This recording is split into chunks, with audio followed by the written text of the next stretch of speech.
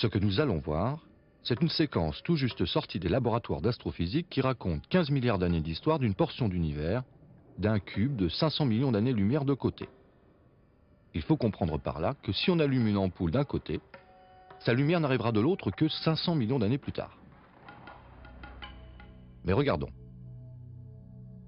Au début, peu après le Big Bang originel, la matière est répartie de manière homogène un peu partout. Enfin presque. Au fil du temps, la matière s'agglomère autour de petites irrégularités. La matière attire la matière par gravitation. Des amas extrêmement importants se forment, reliés entre eux par des filaments.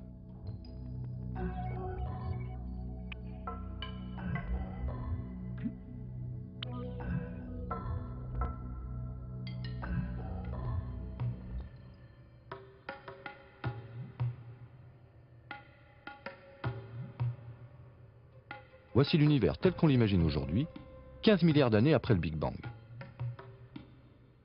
À l'intérieur de chaque filament de matière, de chaque grain, on va trouver les étoiles, les galaxies, en fait, l'univers tel qu'on le voit.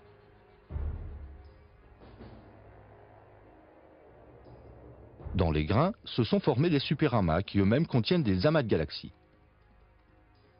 qui peuvent eux-mêmes contenir des milliers de galaxies, qui elles-mêmes sont formées de milliards d'étoiles. Dans un petit grain, il peut ne s'être formé qu'une seule galaxie.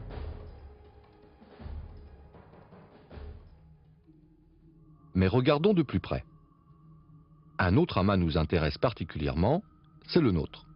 Nous nous trouvons avec notre étoile, le Soleil, sur un filament plutôt plat appelé feuillet, sur l'un de ses bords.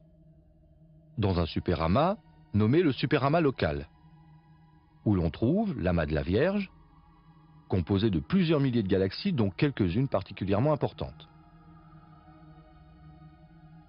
Et à quelques 50 millions d'années-lumière de là, le groupe local, le nôtre, où l'on va d'abord rencontrer une galaxie spirale M33, plus loin la galaxie d'Andromède,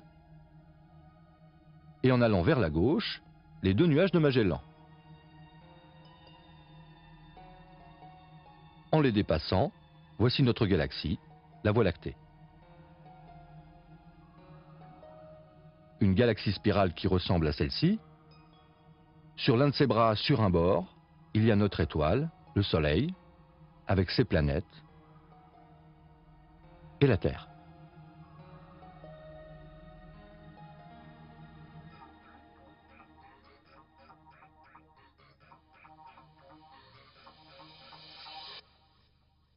Nous ne vous avons montré qu'une toute petite partie de l'univers, 1/20 de l'univers observable.